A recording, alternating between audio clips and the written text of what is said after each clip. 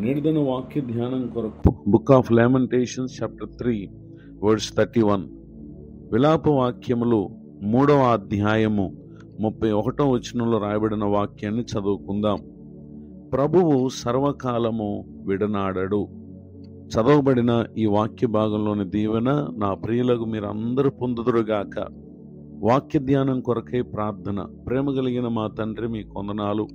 నేడు చదవబడిన ఈ వాక్య భాగం ద్వారా మాతో మాట్లాడి దర్శించి బలపరచుమని యేసుక్రీస్తు నామములో ప్రార్థిస్తున్నాను తండ్రి, ఆమెన్. చదవబడిన ఈ వాక్య భాగంలో ప్రభువారు ఆయన తన ప్రజలను ఆయన విడనాడని దేవుడు, అనగా ఆయన ఎన్నడూ కూడా వదిలిపెట్టడు. మనం అనుభవించే కొన్ని ఇబ్బందులు, కొన్ని సమస్యలు మనకు అనిపిస్తుంది ప్రభు మనల్ని పట్టించుకోవట్లేదేమోనని. కానీ వాస్తవానికి భూమి మీద ఉన్నటువంటి ప్రతి ప్రాణిని ఆయన ఎరిగి ఉన్నటువంటి దేవుడై ఉన్నారు.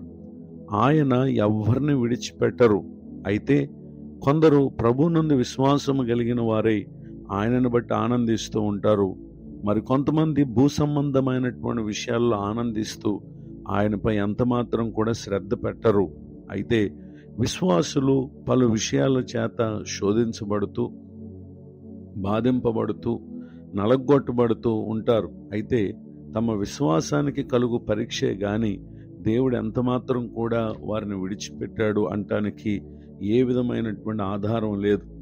ఈ మాటలు పలికినటువంటి భక్తుడైన ఇర్మియా గారిని మనం ఒక్కసారి ఈ వాక్య భాగాల్లో తాను పలికినటువంటి కొన్ని మాటలను మనం పరిశీలన చేసినట్లయితే, book of lamentations chapter 3 verse 2, విలాపవాక్యములు 3వ అధ్యాయము 2వ వచనం. ఆయన కటిక చీకట్లోనికి దారితీసి దానిలో నన్ను నడిపించుచున్నాడు అని చాలా సంగతులు ఈ అధ్యాయంలో తెలియపరచుటను మనం గమనించగలం. 17th వర్డ్స్, 17వ వచనం. నెమ్మదికి నాకు నాయన బహు దూరం చేసి ఉన్నాడు, మేలు ఎట్టితో నేను మరిచి ఉన్నాను. 18th వర్డ్స్, 18వ వచనం. నాకు బలము ఉడిగిననుకుంటే నేను యెహోవా యందు నాకు ఇక ఆశలు లేవనుకుంటుని అని చెప్పి అతడు చాలా బాధను, దేవుని పరిచర్య నిమిత్తమై పలు రీతులుగా అతడు బాధింపబడినటువంటి వ్యక్తిగా ఉండటను ప్రవక్త ఇర్మియా గారిని ఇక్కడ మనం చూస్తూ ఉన్నాం. అయితే 22nd వర్డ్స్, 22వ వచనంలో, నాకు యెహోవా కృపగలవాడు, ఆయన వాత్సల్యత ఎడతెగక నిలుచున్నది గనుక మనం నిర్మూలము కాకున్న వారము అని ఇక్కడ తెలియచేయటను మనం గమనించగలం. నిజమే, దేవుడు ఏ ఒక్కరిని కూడా విడిచిపెట్టక అందరి యందు ఆయన తన కృప చూపేటటువంటి దేవుడు. అంత మాత్రమే కాక తన వాత్సల్యతను ఆయన ఎడతెగక నిలిపేటటువంటి దేవుడు గనుక మనము సజీవులుగా ఉన్నాము, నిర్మూలం కాకుండా ఉన్నాము అనే విషయాన్ని ఇక్కడ తెలియజేస్తూ ఉన్నారు. ఎంత బాధ, కష్టము అనుభవించినా విడనాడని దేవుడు మనకున్నారు గనుక నిశ్చయముగా ఒక దినాన మనం విడుదల పొందుతాం.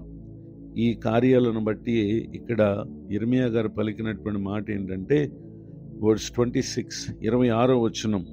నరులు ఆశ కలిగి యెహోవా అనుగ్రహించు రక్షణ కొరకు ఓపికతో కనిపెట్టుట మంచిది అని తెలియచేయడం మనం గమనించగలం. నిజమే, విశ్వాసానికి కలుగు పరీక్షల్లో మనము ఆశ కలిగి యెహోవా అనుగ్రహించు రక్షణ కొరకు మనం కనిపెట్టడం అనేది జీవితంలో చాలా ముఖ్యమైనటువంటి పని. కానీ అనేకులు ప్రభువునందు ఉంచినటువంటి విశ్వాసాన్ని కూడా విడిచిపెట్టేటటువంటి వారుగా ఉంటారు. ఎంత మాత్రము మనం ఆ విధంగా ఉండక విశ్వాసంతో నాడు ఇర్మియా గారు ఎలా నిలిచి ఉన్నారో అలా నిలిచి ఉన్నప్పుడు పరిశుద్ధాత్మ దేవుడు నిశ్చయముగా మనం అనుభవించే ప్రతి బాధ, ఇబ్బంది అన్నిటి నుండి కూడా ఆయన మనల్ని విడిపిస్తారు. ఈ మాటలు వింటున్న నా ప్రియ సహోదరి, సహోదరులు, ప్రస్తుత బాధను, కష్టమును గూర్చి ఆయన మనల్ని విడనాడి ఉన్నారని ఒకవేళ కృంగిపోతున్నారేమో, ఆధారపడకండి.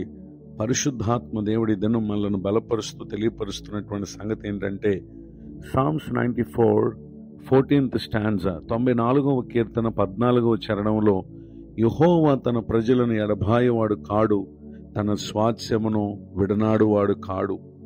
మనం ఆయన యందు విశ్వాసం ఉంచి ఉన్నాం గనుక నిశ్చయముగా ఆయన మనల్ని ఎడబాయక విడనాడని దేవుడిగా ఉన్నారు అనే విషయాన్ని తెలియజేయటానికి సంతోషిస్తున్నాను.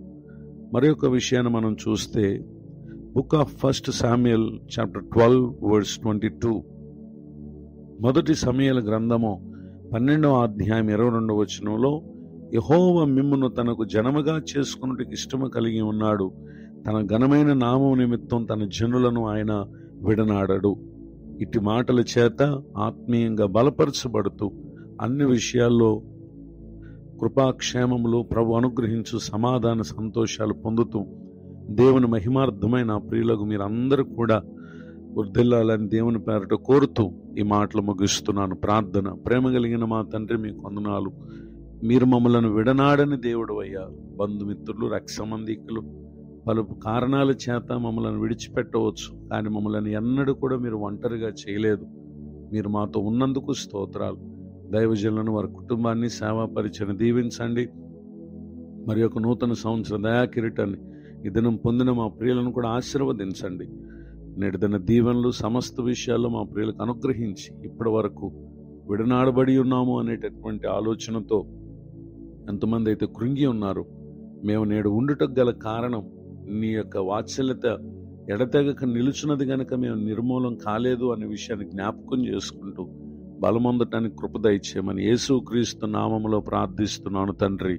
ఆమెన్. తండ్రి, కుమార, పరిశుద్ధాత్మ దేవుడు తోడే నడిపించునుగాక. ఆమెన్.